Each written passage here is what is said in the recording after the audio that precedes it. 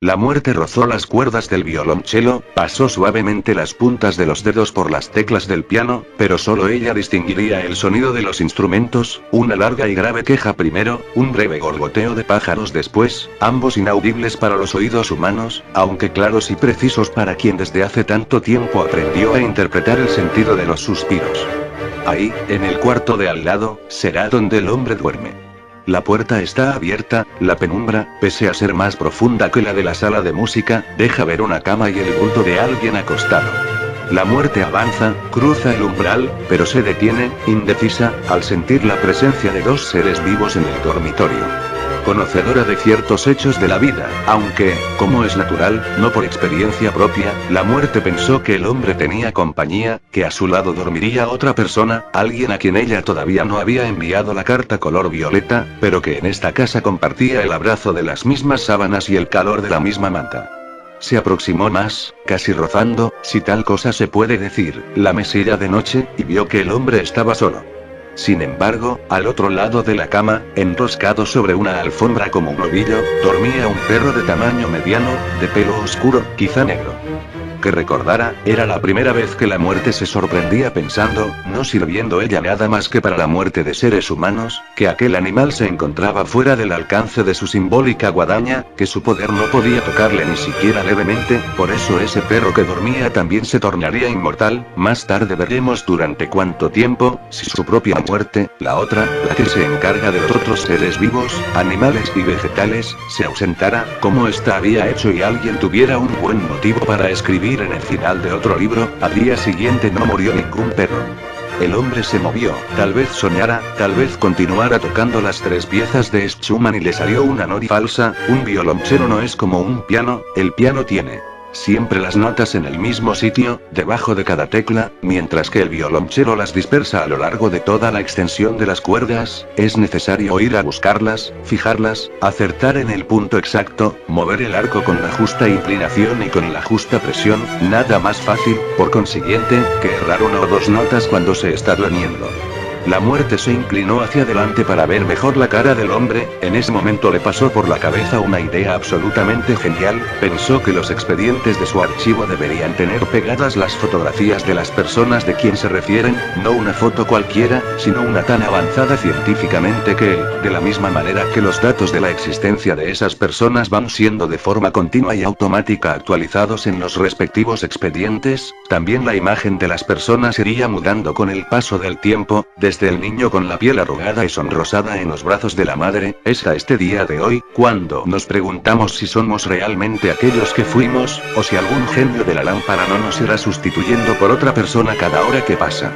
El hombre vuelve a moverse, parece que va a despertarse, pero no, la respiración retoma la cadencia normal, las mismas 13 veces por minuto, la mano izquierda reposa sobre el corazón, como si estuviera a la escucha de las pulsaciones, una nota abierta para la diástole, una nota cerrada para la sístole, mientras la derecha, con la palma hacia arriba y los dedos ligeramente curvados, parece estar a la espera de que otra mano venga a cruzarse con ella.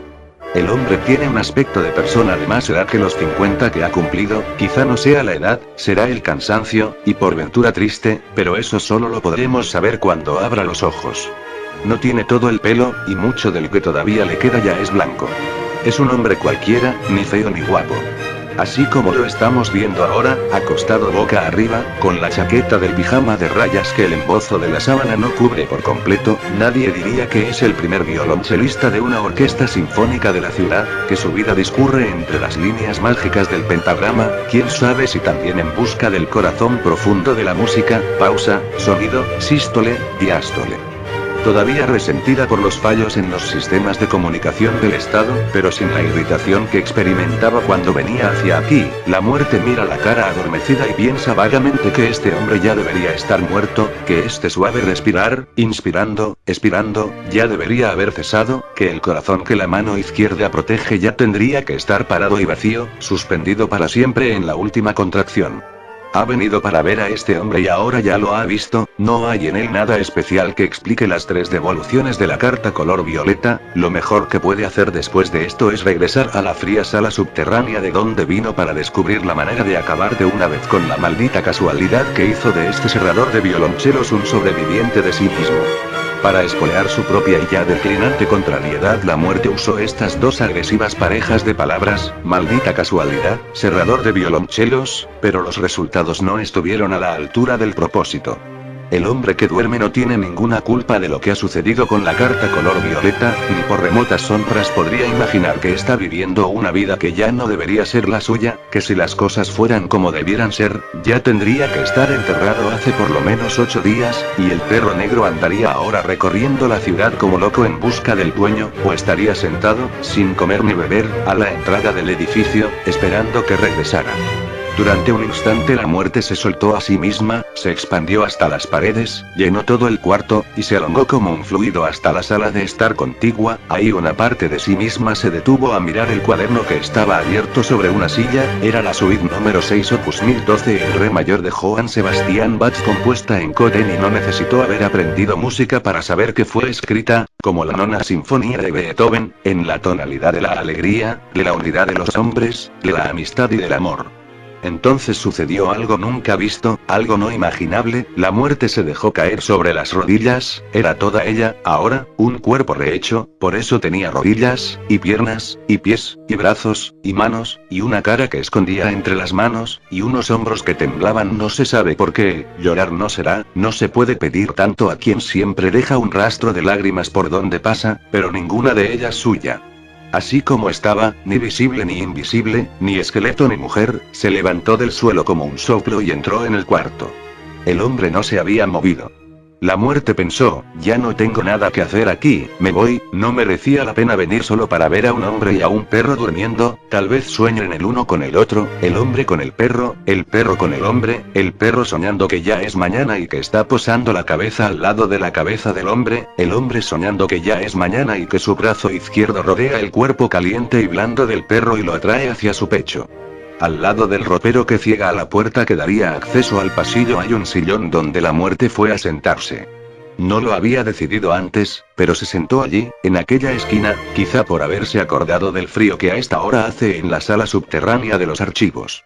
Tiene los ojos a la altura de la cabeza del hombre, le distingue el perfil nítidamente dibujado sobre el fondo de la vaga luminosidad naranja que entra por la ventana y se repite a sí misma que no tiene ningún motivo razonable para seguir allí, pero inmediatamente argumenta que sí, que tiene un motivo, y fuerte, porque esta es la única casa de la ciudad, del país, del mundo entero, en que existe una persona que está infringiendo la más severa de las leyes de la naturaleza, esa que tanto impone la vida como la muerte, que no te preguntó si querías vivir, que no te preguntará si quieres morir.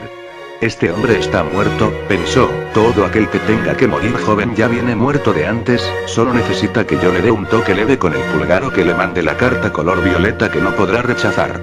Este hombre no está muerto, pensó, despertará dentro de pocas horas, se levantará como todos los otros días, abrirá la puerta del patio para que el perro se libere de lo que le sobra en el cuerpo, tomará su desayuno, entrará en el cuarto de baño de donde saldrá aliviado, limpio, afeitado, tal vez vaya a la calle con el perro para comprar juntos el periódico en el kiosco de la esquina, tal vez se siente ante el atril y toque una vez más las 3 piezas de Schumann, tal vez después piense en la muerte como tienen obligación de hacer todos los seres humanos, aunque él no sepa que en este momento es como si fuera inmortal porque esta muerte que lo mira no sabe cómo ha de matarlo.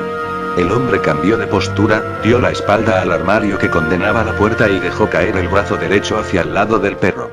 Un minuto después estaba despierto. Tenía sed. Encendió la lámpara de la mesilla de noche, se levantó, metió los pies en las zapatillas que, como siempre, estaban debajo de la cabeza del perro, y fue a la cocina. La muerte lo siguió. El hombre echó agua en un vaso y bebió. El perro apareció en ese momento, mató la sed en el recipiente de al lado de la puerta que da al patio y luego levantó la cabeza hacia el dueño. ¿Quiere salir? Claro, dijo el violonchelista. Abrió la puerta y esperó que el animal volviera. En el vaso había quedado un poco de agua. La muerte la miró, hizo un esfuerzo para imaginar qué sería la sed, pero no lo consiguió. Tampoco lo consiguió cuando tuvo que matar de sed en el desierto, pero entonces ni siquiera lo había intentado. El animal ya regresaba, moviendo el rabo. Vamos a dormir, dijo el hombre. Volvieron a la habitación, el perro dio 3 vueltas sobre sí mismo y se echó enroscado. El hombre se tapó hasta el cuello, tosió 2 veces y poco después entró en el sueño. Sentada en su esquina, la muerte lo miraba. Mucho más tarde, el perro se levantó de la alfombra y se subió al sillón. Por primera vez en su vida la muerte supo lo que era tener un perro en el regazo. Momentos de debilidad cualquiera los puede tener en la vida, y, si hoy pasamos sin ellos, demos como cierto que los tendremos mañana. Del mismo modo que tras la broncínea coraza de Aquiles vimos que latía un corazón sentimental, baste que recordemos los celos padecidos por el héroe durante 10 años después de que Agamenón le robara a su bien amada, la cautiva Briseida, y luego aquella terrible cólera que le hizo volver a la guerra gritando con voz estentórea contra los troyanos cuando su amigo Patroclo murió a manos de Héctor, también en la más impenetrable de todas las armaduras hasta hoy forjadas y con promesa de que así seguirá hasta la definitiva consumación de los siglos, al esqueleto de la muerte nos referimos. Siempre existe la posibilidad de que un día llegue a insinuarse en su pavorosa carcasa, así como quien no quiere la cosa, un suave acorde de violonchelo, un ingenuo trino de piano, o que la simple visión de un cuaderno de música abierto sobre una silla te haga recordar aquello que te niegas a pensar, que no habías vivido y que, hagas lo que hagas, no podrás vivir nunca, salvo si habías observado con fría atención al violonchelista dormido, ese hombre al que no consigues matar porque solo pudiste llegar hasta él cuando ya era demasiado tarde, habías visto al perro enroscado sobre la alfombra, y ni siquiera a este animal te es permitido tocar porque tú no eres su muerte, y, en la templada penumbra del dormitorio, esos dos seres vivos que rendidos al sueño te ignoraban sirvieron para aumentar en tu conciencia el peso del hierro. Tú, que te habías habituado a poder lo que nadie más puede, te ves allí impotente, atada de pies y manos, con tu licencia para matar 007 sin validez en esta casa, nunca, desde que eres muerte, lo reconoces, habías sido hasta tal punto humillada. Fue entonces cuando saliste del dormitorio y entraste en la sala de música, fue entonces cuando te arrodillaste ante la suite número 6 para violonchelo de Johann Sebastian Bach e hiciste con los hombros esos movimientos rápidos que en los seres humanos suelen acompañar al llanto compulsivo, fue entonces, con tus duras rodillas todavía hincadas en el duro suelo, cuando tu exasperación se difuminó de repente como la imponderable niebla en que a veces te transformas cuando no quieres ser del todo invisible. Regresaste al dormitorio, seguiste al violonchelista cuando él fue a la cocina para beber agua y abrirle la puerta al perro, primero lo viste acostado y durmiendo, ahora lo ves despierto y de pie, tal vez debido a una ilusión óptica causada por las rayas verticales del pijama parecía mucho más alto que tú, pero no podía ser, era un engaño de los ojos, una distorsión de la perspectiva, ahí está la lógica de los hechos que nos dice que la mayor eres tú, muerte, mayor que todo, mayor que todos nosotros. O tal vez no siempre lo seas, tal vez las cosas que suceden en el mundo se expliquen por la ocasión, por ejemplo, la luna deslumbrante que el músico recuerda de su infancia habría pasado en vano si él se encontrara durmiendo, sí, la ocasión, porque tú ya eras otra vez una pequeña muerte cuando regresaste al dormitorio y te sentaste en el sillón, y más pequeña aún te hiciste cuando el perro se levantó de la alfombra y se subió a tu regazo que parecía de niña, y entonces tuviste un pensamiento de los más bonitos, pensaste que no era justo que la muerte, no tú, la otra, viniese algún día a apagar la brasa de aquel suave calor animal. Así lo pensaste, ¿quién lo diría? Tú que estás tan habituada a los fríos árticos y antárticos que hacen en la sala en que te encuentras en este momento y a donde la voz de tu ominoso deber te llamó, el de matar a aquel hombre que, dormido, parecía tener en la cara el rictus amargo de quien en toda su vida había tenido una compañía realmente humana en la cama, que hizo un acuerdo con su perro para que cada uno soñara con el otro, el perro con el hombre con el perro, que se levanta de noche con su pijama de rayas para ir a la cocina a matar la sed. Claro que sería más cómodo llevarse un vaso de agua al dormitorio cuando fuera a acostarse, pero no lo hace, prefiere su pequeño paseo nocturno por el pasillo hasta la cocina, en medio de la paz y el silencio de la noche, con el perro que siempre va detrás y a veces pide salir al patio, otras veces no, este hombre tiene que morir, dices tú. La muerte es nuevamente un esqueleto envuelto en una mortaja, con la capucha medio caída hacia adelante, de modo que lo peor de la calavera le quede cubierto, pero no merece la pena tanto cuidado, si esa era su preocupación, porque aquí no hay nadie que se asuste con el macabro espectáculo, sobre todo porque a la vista quedan los extremos de los huesos de las manos y de los pies, estos descansando en las baldosas del suelo, cuya gélida frialdad no sienten, aquellas hojeando, como si fueran un raspador, las páginas del volumen completo de de las ordenaciones históricas de la muerte, desde el primero de todos los reglamentos, el que fue escrito con una sola y simple palabra, matarás, hasta las adendas y los apéndices más recientes, en que todos los modos y variantes del morir hasta ahora conocidos se encuentran compilados, y de los que se puede decir que nunca la lista se agota. La muerte no se sorprendió con el resultado negativo de su consulta, en realidad, sería incongruente, pero sobre todo sería superfluo que en un libro en que se determina para todos y cada representante de la especie humana un punto final, un remate, una condena, la muerte, aparecieran palabras como vida y vivir, como vivo y viviré. Allí solo hay lugar para la muerte, jamás para hablar de hipótesis absurdas como que alguien haya conseguido escapar de ella alguna vez. Eso nunca se ha visto. Por ventura, buscando bien, todavía sea posible encontrar una sola vez, el tiempo verbal. Yo viví en una innecesaria nota a pie de página, pero tal diligencia nunca ha sido seriamente intentada, lo que nos induce a concluir que hay más que fuertes razones para que ni al menos el hecho de haber vivido merezca ser mencionado en el libro de la muerte. Es que el otro nombre del libro de la muerte, conviene que lo sepamos, es el libro de la nada. El esqueleto apartó el reglamento hacia un lado y se levantó. Dio, como suele hacer cuando necesita penetrar en el meollo de una cuestión, 2 vueltas a la sala, después abrió el cajón del fichero donde se encontraba el expediente del violonchelista y lo retiró. Este gesto acaba de hacernos recordar que es el momento, o no lo será nunca, por aquello de la ocasión a que antes hicimos referencia, de dejar claro un aspecto importante relacionado con el funcionamiento de los archivos que vienen siendo objeto de nuestra atención y del cual, por censurable descuido del narrador, hasta ahora no se había hecho mención. En primer lugar, y al contrario de lo que tal vez se pudiera imaginar, los 10 millones de expedientes que se encuentran organizados en estos cajones no fueron rellenados por la muerte, no fueron escritos por ella. No faltaría más, la muerte es la muerte, no una escribana cualquiera. Los expedientes aparecen en sus lugares, es decir, alfabéticamente archivados, en el instante exacto en que las personas nacen, y desaparecen en el exacto momento en que mueren. Antes de la invención de las cartas color violeta, la muerte no se tomaba el trabajo de abrir las gavetas, la entrada y salida de expedientes siempre se hace sin confusiones, sin atropellos, no hay memoria de que se produjeran escenas tan deplorables como serían las de unos diciendo que no querían nacer y otros protestando que no querían morir.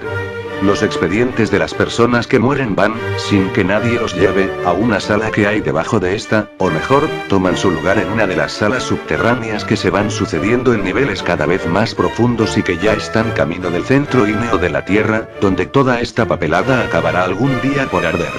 Aquí, en la sala de la muerte y de la guadaña, sería imposible establecer un criterio parecido al que adoptó aquel conservador del registro civil que decidió reunir en un archivo los nombres y los papeles, todos, de los vivos y de los muertos que tenía a su custodia, alegando que solo juntos podían representar la humanidad como ésta debería ser entendida, un todo absoluto, independientemente del tiempo y de los lugares, y que haberlos mantenido separados había sido un atentado contra el espíritu. Esta es la enorme diferencia que existe entre la muerte de aquí y aquel sensato conservador de los papeles de la vida y de la muerte. Además, ella hace gala de despreciar olímpicamente a los que murieron. Recordemos la cruel frase, tantas veces repetida, que dice el pasado, pasado está, mientras que él, en compensación, gracias a lo que en el lenguaje corriente llamamos conciencia histórica, es de la opinión de que los vivos no deberían nunca ser separados de los muertos y que, en caso contrario, no solo los muertos quedarían muertos para siempre, también los vivos vivirían su vida solo por la mitad, aunque esta fuese más larga que la de Matusalén, del que hay dudas de si murió a los 969 años como dice el Antiguo Testamento masorético a los 720 como afirma el Pentateuco samaritano. Ciertamente no todo el mundo estará de acuerdo con la osada propuesta archivística del conservador de todos los nombres habidos y por haber, pero, por lo que pueda venir a valer en el futuro, aquí la dejamos consignada. La muerte examina el expediente y no encuentra nada que no hubiese visto antes, o sea, la biografía de un músico que ya debería estar muerto hace más de una semana y que, pese a eso, continúa tranquilamente viviendo en su modesto domicilio de artista, con aquel su perro negro que sube al regazo de las señoras, el piano y el violonchelo, su sed nocturna y su pijama de rayas. Tiene que haber una forma de resolver este tropiezo, pensó la muerte. Lo preferible, claro está, sería que el asunto se pudiera despachar sin hacer demasiado ruido, pero si las altas instancias sirven para algo, si no están ahí solo para recibir honras y loores, ahora tienen una buena ocasión para demostrar que no son indiferentes para con quien, aquí abajo, en la planicie, lleva a cabo un trabajo duro, que alteren el reglamento, que decreten medidas excepcionales, que autoricen, si es necesario llegar a tanto, una acción de legalidad dudosa, lo que sea menos permitir que semejante escándalo continúe. Lo curioso del caso es que la muerte no tiene ni la más mínima idea de quiénes son, en concreto, las tales altas instancias que supuestamente le deben resolver el tropiezo. Es verdad que, en una de las cartas publicadas en la prensa, si no me equivoco en la segunda, mencionó una muerte universal que haría desaparecer no se sabía cuándo todas las manifestaciones de vida del universo hasta el último microbio, pero eso, aparte de tratarse de una obviedad filosófica porque nada puede durar siempre, ni siquiera la muerte, era el resultado, en términos prácticos, de una deducción de sentido común que desde hace mucho circulaba entre las muertes sectoriales, aunque le faltase la confirmación de un conocimiento confirmado por el examen y la experiencia. Demasiado hacían ellas conservando la creencia en una muerte general que hasta hoy no ha dado el más simple indicio de su imaginario poder. Nosotras, las sectoriales, pensó la muerte, somos las que realmente trabajamos en serio, limpiando el terreno de excrecencias, y, de verdad, no me sorprendería nada que, si el cosmos llega a desaparecer, no sea tanto como consecuencia de una proclamación solemne de la muerte universal, retumbando entre las galaxias y los agujeros negros, y sí como efecto último de la acumulación de muertecitas particulares y personales que son de nuestra responsabilidad, una a una, como si la gallina del proverbio, en lugar de llenarse la barriga grano a grano estúpidamente la fuera vaciando, así me parece que sucederá con la vida, que ella misma va preparando su fin, sin necesitarnos, sin esperar que le demos un empujoncito. Es más que comprensible la perplejidad de la muerte. La habían puesto en este mundo hace tanto tiempo que ya no consigue recordar de quién recibió las instrucciones indispensables para el regular desempeño de la operación que le incumbía. Le pusieron el reglamento en las manos, le apuntaron la palabra matarás como único faro de sus actividades y, sin que probablemente se diera cuenta de la macabra ironía, le dijeron que viviera su vida. Ella se puso a vivirla creyendo que, en caso de duda o de algún improbable error, siempre iba a tener las espaldas cubiertas, siempre habría alguien, un jefe, un superior jerárquico, un guía espiritual, a quien pedir consejo y orientación. No es verosímil, sin embargo, y aquí entramos en el frío y objetivo examen que la situación de la muerte y del violonchelista viene requiriendo, que un sistema de información tan perfecto como el que ha mantenido estos archivos al día a lo largo de milenios, actualizando continuamente los datos, haciendo aparecer y desaparecer expedientes de acuerdo se naciera o muriera, no es verosímil, repetimos, que un sistema así sea primitivo y unidireccional, que la fuente informativa, donde quiera que se encuentre, no esté recibiendo continuamente, a su vez, los datos resultantes de las actividades cotidianas de la muerte en funciones. Y, si efectivamente los recibe y no reacciona a la extraordinaria noticia de que alguien no ha muerto cuando debía, una de dos, o el episodio, contra nuestras lógicas y naturales expectativas, no le interesa y por tanto no se siente con la obligación de intervenir para neutralizar la perturbación surgida en el proceso, o entonces se subentenderá que la muerte, al contrario de lo que ella misma pensaba, tiene carta blanca para resolver, como bien entienda, cualquier problema que le surja en su día a día de trabajo. Fue necesario que esta palabra, duda, hubiese sido dicha aquí una y dos veces para que en la memoria de la muerte se despertara finalmente cierto pasaje del reglamento que, por estar escrito en letra pequeña en un pie de página, no atraía la atención del estudioso y mucho menos quedaba en ella fijado. Dejando a un lado el expediente del violonchelista, la muerte volvió al libro. Sabía que lo que buscaba no lo iba a encontrar en los apéndices ni en las adendas, que tenía que estar en la parte inicial del reglamento, la más antigua, y por tanto la menos consultada, como en general sucede con los textos históricos básicos, y allí fue a dar con ella. rezaba así: en caso de duda, la muerte en funciones deberá, en el más corto plazo posible, tomar las medidas que su experiencia le aconseje a fin de que sea irremisiblemente cumplido el desideratum que en todas y en cualquier circunstancia siempre deberá orientar sus acciones, es decir, poner término a las vidas humanas cuando se les extinga el tiempo que les fue prescrito al nacer, aunque para ese efecto se torne necesario recurrir a métodos menos ortodoxos en situaciones de una anormal resistencia del sujeto al fatal designio o de la concurrencia de factores anómalos obviamente imprevisibles en la época en que este reglamento está siendo elaborado.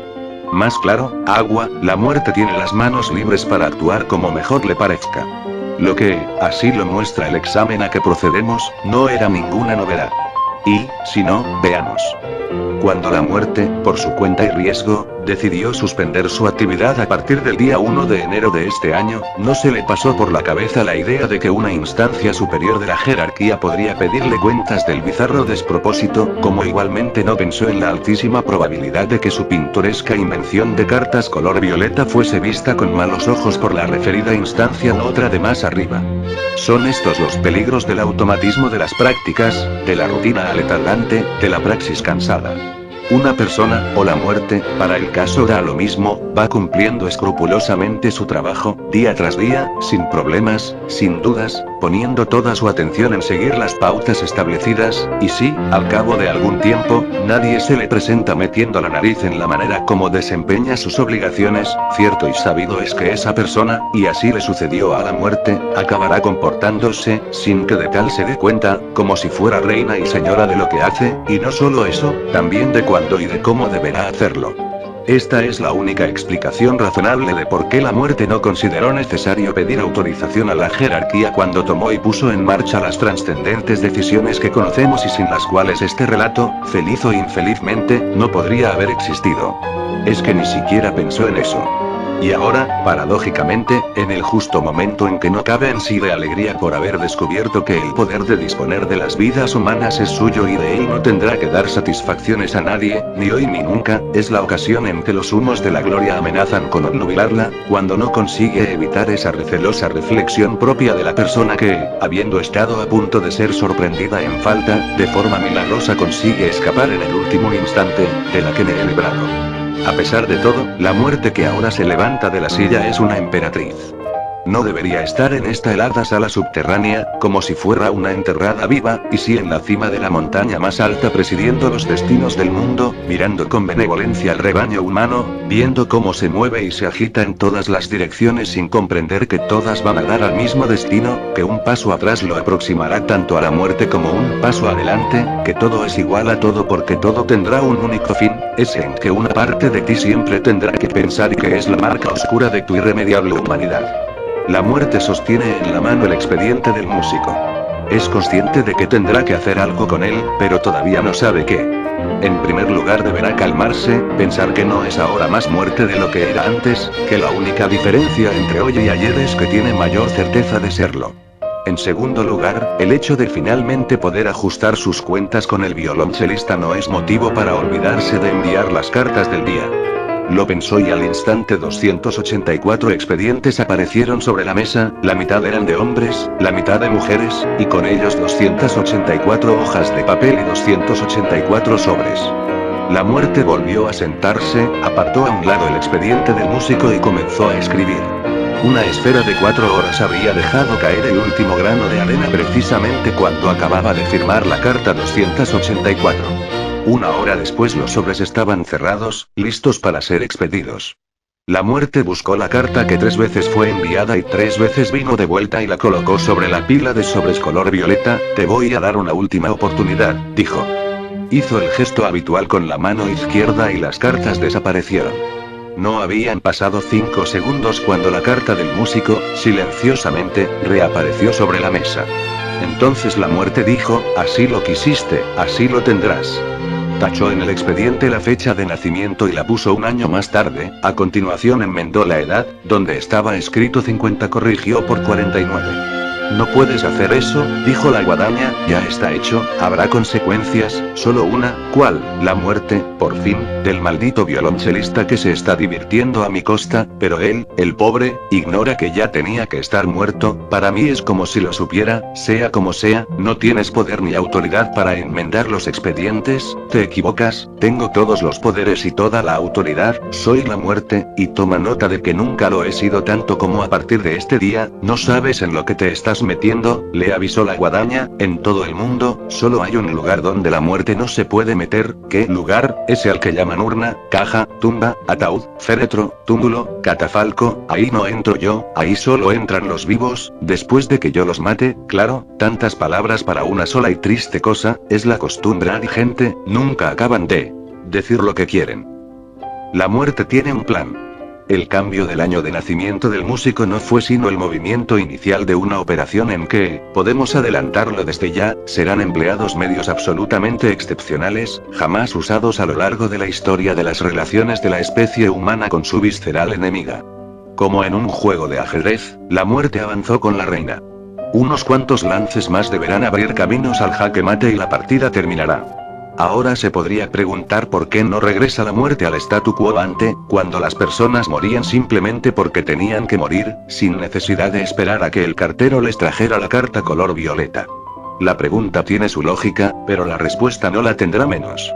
Se trata, en primer lugar, de una cuestión de pundonor, de brío, de orgullo profesional, por cuanto, ante los ojos de todo el mundo, que la muerte regrese a la inocencia de aquellos tiempos sería lo mismo que reconocer su derrota. Puesto que el proceso actual en vigor es el de las cartas color violeta, entonces el violonchelista tendrá que morir por esta vía. Basta con que nos pongamos en el lugar de la muerte para comprender la bondad de sus razones. Claro que, como hemos tenido la ocasión de ver 4 veces, el magno problema de hacer llegar la ya cansada carta al destinatario subsiste, y es ahí que, para lograr el añorado desideratum, entrarán en acción los medios excepcionales de que hablamos arriba. Pero no anticipemos los hechos, observemos lo que hace la muerte en este momento. La muerte, en este preciso momento, no hace nada más que lo que siempre ha hecho, es decir, empleando una expresión corriente, anda por ahí, aunque, más exacto sería decir que la muerte está, no anda. Al mismo tiempo, y en todas partes. No necesita correr detrás de las personas para atraparlas, siempre está donde ellas estén. Ahora, gracias al método de aviso por correspondencia, podría quedarse tranquilamente en la sala subterránea y esperar que el correo se encargue del trabajo, pero su naturaleza es más fuerte, necesita sentirse libre, desahogada. Como ya decía el dictado antiguo, gallina de campo no quiere corral. En sentido figurado, por tanto, la muerte anda en el campo. No volverá a caer en la estupidez, o en la indisculpable debilidad, de reprimir lo que en ella hay de mejor, su ilimitada virtud expansiva, por eso no repetirá la penosa acción de concentrarse y mantenerse en el último umbral de lo visible, sin pasar al otro lado, como hizo la noche pasada, Dios sabe con qué costo, durante las horas que permaneció en casa del músico. Presente, como hemos dicho una y mil veces, en todas partes, está ahí. También. El perro duerme en el patio, al sol, esperando que el dueño regrese al hogar. No sabe a dónde ha ido ni qué hace, y la idea de seguirle el rastro, si alguna vez lo tentó, es algo en lo que ya no piensa, tantos y tan desorientadores son los buenos y los malos olores de una ciudad capital. Nunca pensamos que lo que los perros conocen de nosotros son otras cosas de las que no tenemos la menor idea.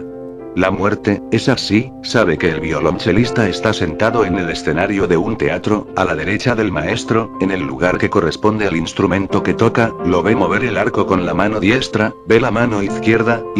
pero no menos diestra que la otra, subiendo y bajando a lo largo de las cuerdas, tal como ella misma hiciera medio a oscuras, a pesar de no haber aprendido música, ni siquiera el más elemental de los solfeos, el llamado 3x4. El maestro interrumpió el ensayo, repiqueteó con la batuta en el borde del atril para un comentario y una orden, pretende que en este pasaje los violonchelos, justamente los violonchelos, se hagan oír sin parecer que suenan, una especie de charada acústica que los músicos dan muestras de haber descifrado sin dificultad. El arte es así, tiene cosas que a los profanos les parecen imposibles del todo y a fin de cuentas no lo eran.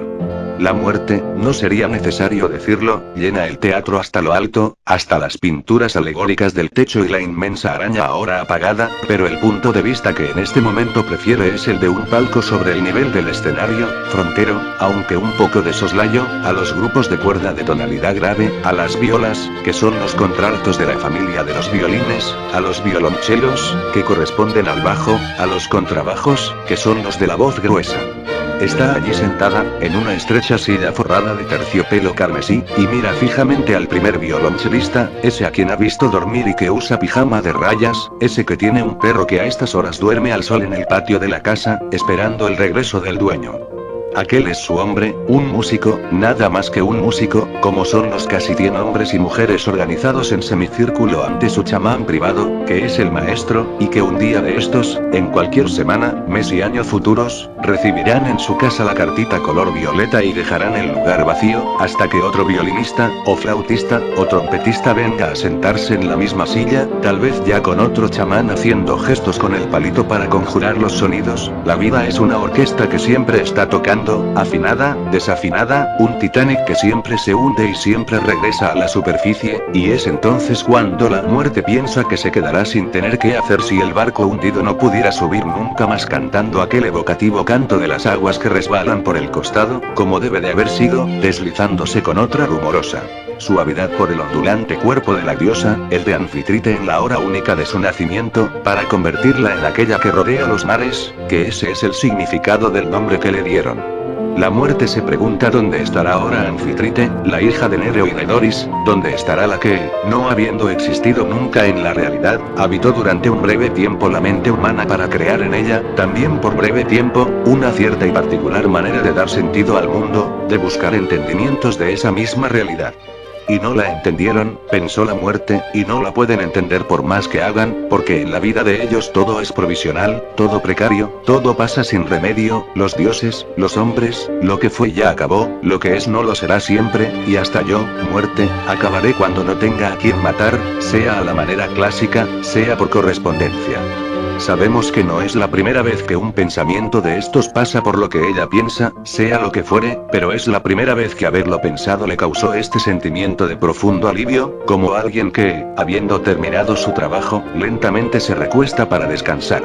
De súbito la orquesta se calló, apenas se oye el violonchelo, esto se llama un solo, un modesto solo que no llegará a durar 2 minutos, es como si de las fuerzas que el chamán había invocado se hubiera erguido una voz, hablando por ventura en nombre de todos aquellos que ahora están silenciosos, el propio maestro está inmóvil, mira a aquel músico que dejó abierto en una silla el cuaderno con la suite número 6 opus 1012 en re mayor de Johann Sebastian Bach, la suite que él nunca tocará en este teatro, porque es simplemente un violonchelo de orquesta, aunque principal en su grupo, no uno de esos famosos concertistas que recorren el mundo entero tocando y dando entrevistas, recibiendo flores, aplausos, homenajes y condecoraciones. Mucha suerte tiene ya con que alguna que otra vez le salgan unos cuantos compases para tocar solo, algún compositor generoso que se acordó de ese lado de la orquesta donde pocas cosas suelen pasar fuera de la rutina. Cuando el ensayo termine guardará el violonchelo en su estuche y volverá a casa en taxi, de esos que tienen un portamaletas grande, y es posible que esta noche, después de cenar, abra el suite y vaya sobre la tril, respire hondo y roce con el arco las cuerdas para que la primera nota nacida lo venga a consolar de las incorregibles banalidades del mundo y la segunda se las haga olvidar si puede. El solo ya ha terminado, los tutti de la orquesta han cubierto el último eco del violonchelo, y el chamán, con un gesto imperioso de batuta, volvió a su papel de invocador y guía de los espíritus sonoros. La muerte está orgullosa de lo bien que su violonchelista ha tocado. Como si se tratara de una persona de la familia, la madre, la hermana, una novia, esposa no, porque este hombre nunca se ha casado. Durante los 3 días siguientes, excepto el tiempo necesario para correr a la sala subterránea, escribir las cartas a toda prisa y enviarlas al correo, la muerte fue, más que la sombra, el propio aire que el músico respiraba. La sombra tiene un grave defecto, se le pierde el sitio, no se da con ella en cuanto le falta una fuente luminosa. La muerte viajó a su lado en el taxi que lo llevaba a casa, entró cuando él entró, contempló con benevolencia las locas efusiones del perro a la llegada del amo, y después, tal como haría una persona convidada a pasar allí una temporada, se instaló. Para quien no necesita moverse, es fácil, lo mismo le da estar sentado en el suelo como subido a la parte alta de un armario. El ensayo de la orquesta había acabado tarde, dentro de poco será de noche. El violonchelista dio de comer al perro, después se preparó su propia cena con el contenido de 2 latas que abrió, calentó lo que era para calentar, después puso un mantel sobre la mesa de la cocina, puso los cubiertos y la servilleta, echó vino en una copa y, sin prisa, como si pensara en otra cosa, se metió el primer tenedor lleno de comida en la boca. El perro se sentó al lado, algún resto que el dueño deje en el plato y pueda serle dado a mano será su postre. La muerte mira al violonchelista. Por principio, no distingue entre personas feas y personas guapas, ¿acaso porque, no conociendo de sí misma otra cosa que la calavera que es, tiene la irresistible tendencia de hacer aparecer la nuestra diseñada debajo de la cara que nos sirve de muestrario? En el fondo, manda la verdad que se diga, a los ojos de la muerte todos somos de la misma manera feos, incluso en el tiempo en que habíamos sido reinas de belleza o reyes de lo que masculinamente le equivalga. Le aprecia los dedos fuertes, calcula que las pulpas de la mano izquierda poco a poco se habrán ido endureciendo, tal vez hasta ser levemente callosas, la vida tiene altas y otras injusticias, véase este caso de la mano izquierda, que tiene a su cargo el trabajo más pesado del violonchelo y recibe del público muchos menos aplausos que la mano derecha.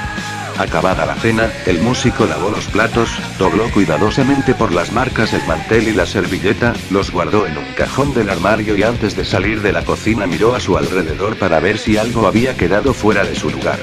El perro le siguió hasta la sala de la música, donde la muerte los esperaba. Al contrario de la suposición que hicimos en el teatro, el músico no tocó la suite de Bach.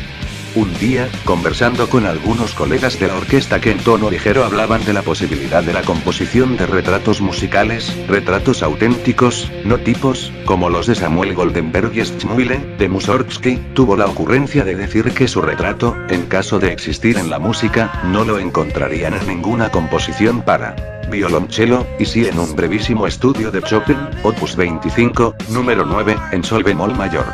Quisieron ellos saber por qué, y él respondió que no conseguía verse a sí mismo en nada más que hubiera sido escrito en una pauta y que esa le parecía la mejor de las razones.